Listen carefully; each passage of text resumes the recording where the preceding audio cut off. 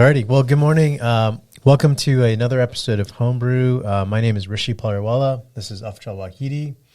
We run a company called Nuhom, and we're based in the Boston area. We improve the home buying experience by making it more affordable, transparent, and convenient. And we set these videos up to help, sort of drop some gems about the home buying process and what to consider along the way. Yeah, so I'm pretty excited to be in this space. We're in the studio again, and we're going to be talking about something very important, which is home due diligence. And so there's a basically phases of home diligence you want to consider when you're thinking about buying a home, right? We like to lay it out in 3 phases. What are the phases?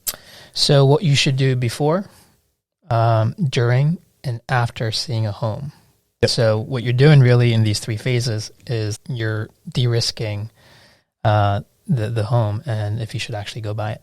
Right, exactly. So phase 1 is all about that moment when you see a home online, pictures make it look beautiful, it's sort of in your price range, and you're going through these exciting emotions where you're saying, hey, this could be the one. And it really is an exciting time. I guess what we caution is, do a little bit of diligence at that stage before you take the step of going to see the home, obviously. And so, one of the simplest things you could do is, what we do at Nuhom is we have an easy way for you to type in an address on our site, and we automatically send you all of the documents that are attached to that home that are made available by the seller. So everything from the official listing that the seller agent created, which includes any disclosures that they want you to know about, any seller statements, any lead paint forms, just so you can start to get some context around this home. But the listing really drills into a lot of the details about the home, or at least it should. And so thinking about room sizes, if that's available, thinking about the type of heating system, forced air, forced hot water, radiator systems, steam systems, those should be outlined. Obviously, take a look at the photos, any 3D tours that might be available, may not be available, any floor plans. All these documents start to create a picture for you. It doesn't mean that it's a perfect outline of everything. This is where you have to continue to do some diligence, but it should give you a fairly good portrayal of what this property is all about. Yeah, those are really good points. So in addition to the photos, the features, and the description, one of the questions that always comes up is what does the neighborhood look like, right? So you can gauge what the neighborhood looks like by looking at Google Maps or Street View and kind of getting the feel of the neighborhood and things around the neighborhood. That's right. Yeah, Street View's improved immensely over the years. I think Google's running more and more vans through streets.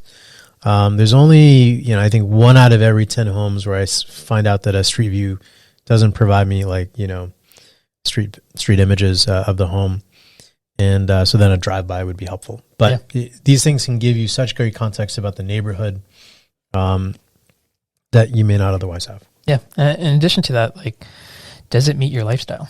So are things around the neighborhood or the home that you want, right? How far is it from work? How far is it from Costco? Yeah. Those things might be really important to you. So you can do a lot just by sitting at a computer and looking at the listing and using these, simple tools and find a lot of information very quickly. Yeah, exactly. And so these things combined, sort of these 3 big nuggets, is really looking at all the listing information, really use Google Maps and Street View to understand distance, location, neighborhood, are the most important things at this phase, right? Mm-hmm. Because after this phase, if all those things sort of generally check boxes for you, your needs and wants, things like that, what do you do next?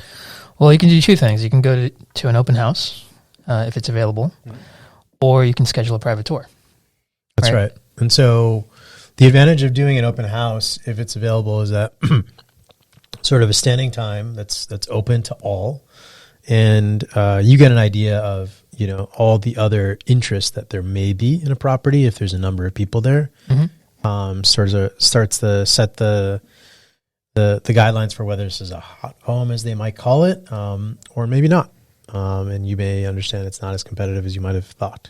Right. So I either go to an open house or a private tour. I walk into the home. I think the first few minutes, we advise our home buyers to just get the feel of the home. Yeah. Right. Yep. That's the biggest showstopper at that stage, right? It's like, the home doesn't feel right to you, there's no point in looking at everything else that we're about to advise you on.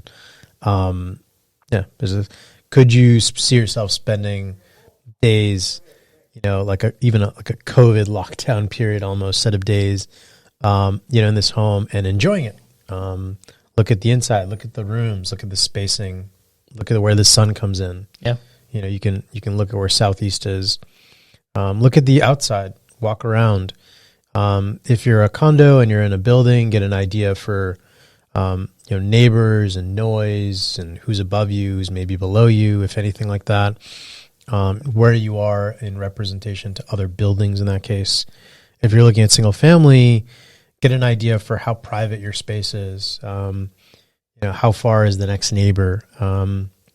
And get a feel for the lot and the space that you have to manage ultimately. Because once you own this, everything you see there, it's going to become yours. And so there's no magical thing that happens between when you're looking at it, when you buy it, that everything gets updated or something like that. Yeah. But pretty much what you see is what you generally get. So after, you spend a few moments feeling out the home, there's some other things that you should do. Assess the condition of the home, right? So what are some of those things? Yeah, correct. So whether you end up getting a home inspection, involved in your offer, if you get to that stage or not, it's always a great practice to look at some of the biggest ticket items in a home, right?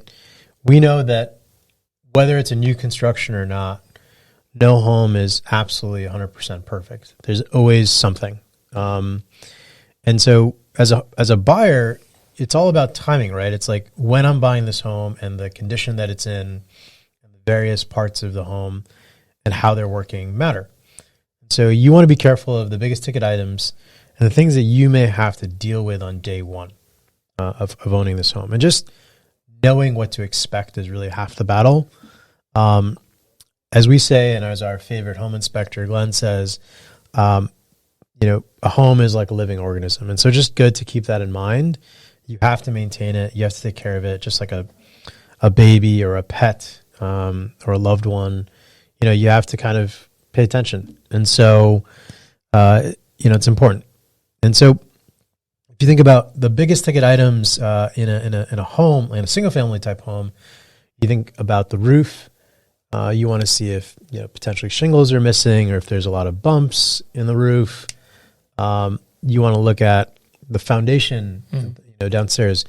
Is there a smell of water? Is there mustiness? Is there signs of large cracking along the foundation? You want to look at the heating systems. Just understand general age. Ask the seller agent. Try to read a label. And then likely the water heater that goes along with it. If there, if it's a basic tank water heater, even tankless. Plumbing and electrical, you can get an idea. A lot of that you won't be able to see on surface, but you can look at the electrical panel. You can try to see, when that was installed. Generally, that information isn't super easy, but take a picture. The other thing is, as you walk through this home, taking photos and videos really provide such a great foundation for what to think about later on. You're not going to get a chance to dive into everything, but taking a photo just creates a reminder. At Nuhom, when we give you a private tour, we also take photos of all the things that you may not be thinking about or looking at, and we send you a Google Drive of all those photos later on, and it helps you go back and kind of readdress. Oh, that's a good point. Yeah, take photos and videos as you're walking through the home. Yeah, absolutely. Sure. So, I got a good feel of the home. Mm-hmm. I've got a good feel of the condition of the home. Yep. And, I wrap up my tour, and I like the home. So the next step or the next phase of this due diligence is what you can do after you see the home. Yeah, after you see the home and likely even after you get an accepted offer, right? Mm-hmm. At this point, you've done enough work to get a general idea of what the value of this home could be. some things are really aged or not functioning, what neighborhood they're in. You can start to value a home at this point, and you can do it. We at Nuhom help you do it. But if you got an accepted offer at this stage now, you're kind of rolling into phase 3, which is, okay, I'm likely going to be buying this home. What are the last fail safes, or what are the last things that I really need to consider before making this investment? And that is the things that you can do to pull in the city or the town to help you assess if there's any violations or any open permits or permit history on the home. Mm-hmm. It starts to build an additional story about, this is everything I've learned so far about the home. What are the things that the city or town know about the home that I should know? And, it's just helpful information. If the home's undergone a lot of renovation, did the seller pull permits? Has an inspector walk through to close these permits out? If the seller did not pull permits, maybe ask why. Maybe it's because there was a cost constraint or a time constraint. Was the work done ultimately by a professional licensed, contractor? These are questions that start to come up when you start to piece together the story a bit that you want to know. And then violations are important. We do a check to see if there's any health code violations, any permit violations on the property, because ultimately when you buy this home, any open permits, any violations that stick with the home live with the next owner, and that means you. And so you want to know what kind of liabilities you're taking on. Yeah, these are really good points. It's more like, if you're not asking the questions, if you're not looking for the answers, it won't be brought up. So it's really important for you to kind of ask those questions, but also work with your agent to, get the story about the home. Right. So at Nuhom, we've developed, at every phase, we've tried to outline a standard of what to look for and what to think about. And, this video helps you give a general idea, but we've got some great blogs that outline, everything down to the T. But as we mentioned, we're doing diligence at all these phases as well. Once you show interest in a property, phase 1, when you've done a private tour with us, phase 2, and then once you got an accepted offer, phase 3, we're doing all the work with the city and town as well to sort of uncover anything you should know. The last thing in phase 3 really that I would add is know your neighbors, right? If you're in a condo building or in the city, know who the abutting properties might be. Maybe there's an open lot and it's, set to have some sort of new development on it.